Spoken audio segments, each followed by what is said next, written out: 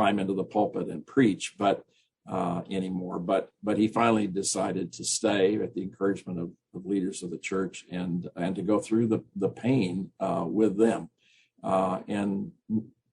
There hardly are, there's probably no one that goes through life without struggles and without loss and without crisis. But when you're in a public role, like a politician or a pastor, community leader like that, it introduces another challenging part of that struggle. Another layer. Yeah, I totally agree. Yep. I found your section, your chapter that Lincoln's words are very poignant.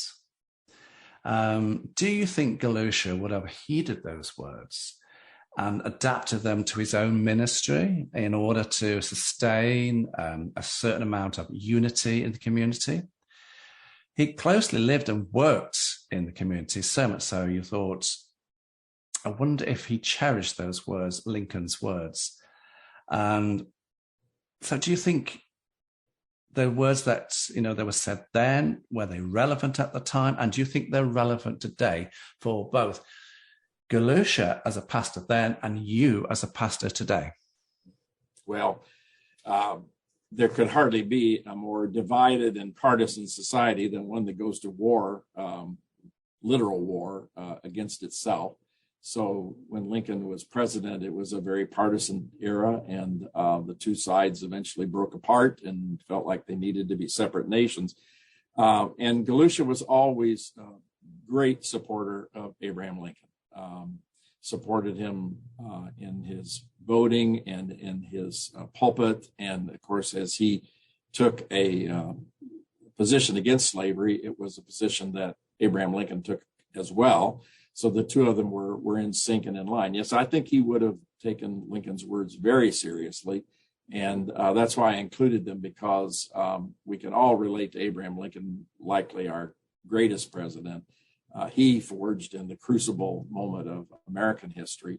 And I think these words, we are not enemies, but friends, as he goes on and talks about that, were very meaningful then. I think they're very meaningful today. As you likely know, America is already, again, divided in a partisan way between the two political parties, and it's gotten violent, and not certainly like the Civil War, but it did on January 6th get violent, and we're in a divided time too, and there is some real concern in the United States about whether we're going to be able to hold our democracy together, and most of us think we will, but it's only going to take courage to hold it together, and it's the kind of courage that Abraham Lincoln represented. That's a fascinating insight, Stephen. Could you tell the listeners the moral story? And I say the moral story behind the woman snuffer, because she was racist. When you look at it, she was racist. She was having none of these people coming into her house or into her community. But the story, that part of the story goes on to talk about refugees that came to St. Louis and how Galusha and the Christian community reacted to them. This is quite an important story with all its underlying messages, isn't it? It is. Well, it's kind of a hilarious story, and he tells it in that kind of light as well. She was a refugee from Alabama, and she came up to St. Louis to escape the war or whatever. We don't know exactly why she came, but she came as a refugee. Thousands of people poured into St. Louis because it was a city that had both Confederate and Union supporters that lived side by side. And she was definitely a very poor woman from a background. The deacon told her, if you go over and visit her, her apartment is in an uproar. It's filled with odor. She's messy. Her hair hasn't been combed in 5 years. She was quite a sight to look at. And the deacon urged him not to go. He said, I wouldn't go see her. She's kind of a mess. He said, if she wants me to come, I will come. So he goes up to her second floor apartment, I think it was, and knocks on her door, and he takes in this sight. And she was a woman snuffer. She snuffed some kind of a concoction that she had from Alabama, and so she had that pipe in her hand at the same time. So it painted a very colorful picture. She said she wanted to join a Baptist church because the Baptist faith is very strong in the South, and she wanted to do that in St. Louis. And in the midst of the conversation, he wanted to alert her to the fact that they had an African-American member of their congregation.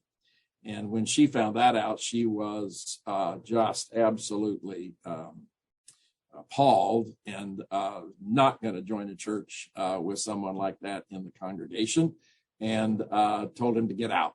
And even when he got down to the street, she raised up the window and told him that he was destined for hell, and yelled it out on the street as loud as she could.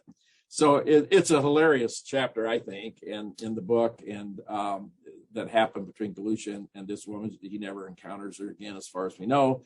But she wanted no part of a congregation that had Black people as members of the church. And then that chapter does go on to talk about the refugees who poured in. Most of the refugees who poured in were white, but a goodly number, particularly from Missouri, because the only place in Missouri where African Americans were safe was in St. Louis. The rest of the state was pretty pro-Confederate, and slavery was practiced and widespread in the farms of Missouri and that sort of thing. So often when the African Americans could break free and escape from their masters, they would come to St. Louis. And so they had both kinds, and the churches there became very involved in resettling these refugees and helping them make the best of their lives. A lot of them that came did not know English or did not know how to read English. And so they would give them English lessons to be able to read and write. And so that's kind of this part of his story, is how involved the churches of St. Louis were in helping white and Black refugees gain a new life. It's interesting how you describe the refugees when you said, they were refugees from Alabama. Well, that's just across the state, because nowadays we see refugees as people who have come from another country, not another state. I was just interested in that little comment. They said, they were refugees from Alabama. I thought, Oh, they had refugees from even closer, from Kentucky and Tennessee and neighboring states, Arkansas, because the fighting was going on in all of those places. And perhaps I don't know the stories of any of them, but perhaps their homes were burned, or their lands were taken, or something like that, and they just had to make a new start someplace else. So St. Louis was a popular place to come, because there wasn't fighting in St. Louis, but the fighting was all around it. I found another part of your book extremely interesting, and this is Galusha and the trouble stirred by his prayers for President Lincoln. Now, we've already touched on that. He liked Abraham Lincoln, so here we go again. And I chose this story for, yet again, you're drawing attention to a divided congregation, rich, poor, unionists, and cessationists. And it's pointed out to him that some of his deacons are staunch unionists, I'll even say. And of course, like in many churches, deacons play a significant role in those churches. They do. And so it's how Galusha maintains the status quo to keep his congregation unified. And you said, well, he didn't always do that.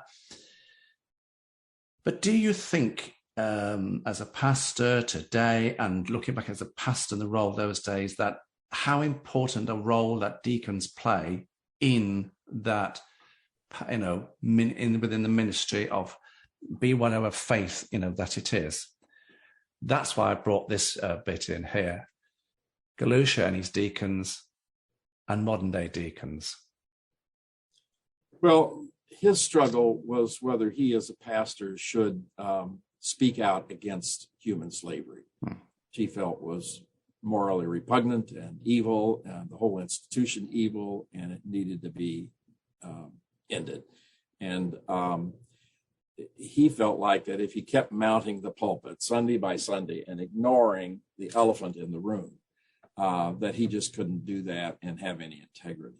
So he finally decided, against the advice of his chief deacon, that he would, on that one Sunday night, speak out against slavery and against the southern states for seceding from the United States, and condemn the Confederacy. So he did, and the result was what the deacon feared, which was that the Southern supporters in the congregation would leave, and they did. And they, in the chapter I think you're referring to, they did send a committee of Southern supporters to meet with him in his office and with the chief deacon, and to say that if you won't address this topic anymore, if you'll keep quiet about slavery and the secession, we'll come back into the church, we'll take our place. And I think it was a tough moment for him. He obviously would love to have those people back and have his congregation united again. But if the cost of that was that he had to muzzle his own sense of what was right and what was true, it was too great a price to pay. And so he spoke to them out of love. He was deeply involved with all three of them. He knew them well. They had been friends, but he had to say, "I'm sorry, but I cannot muzzle my voice. I am called of God to speak the truth and to speak about justice, and slavery is unjust, and I just can't do that." And so they walked out of his office even more hurt and torn apart than before, and hardly any of them ever came back.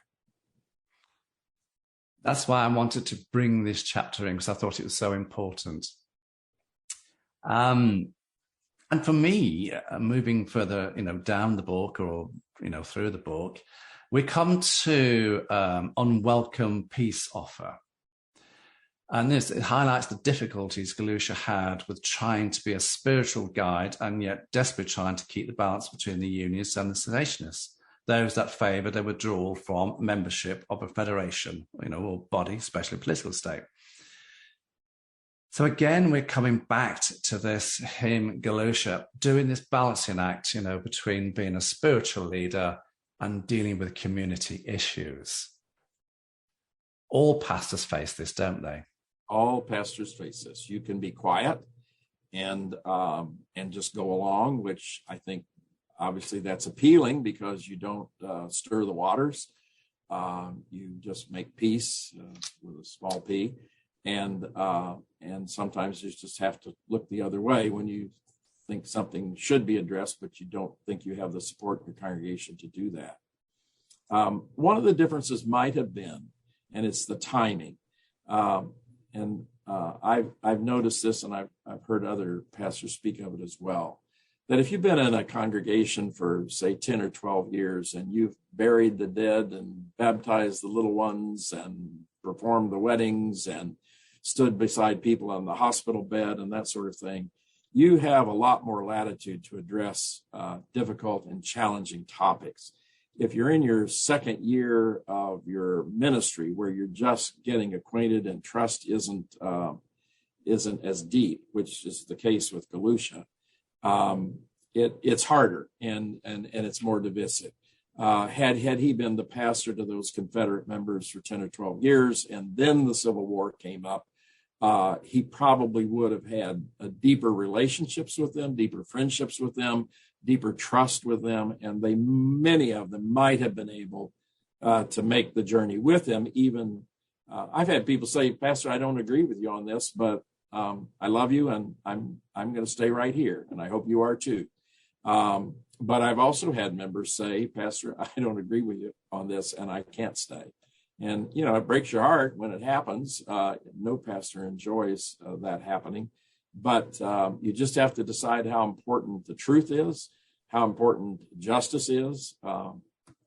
We do follow a rabbi from Galilee that was fairly outspoken. And he was. And if we decide that we're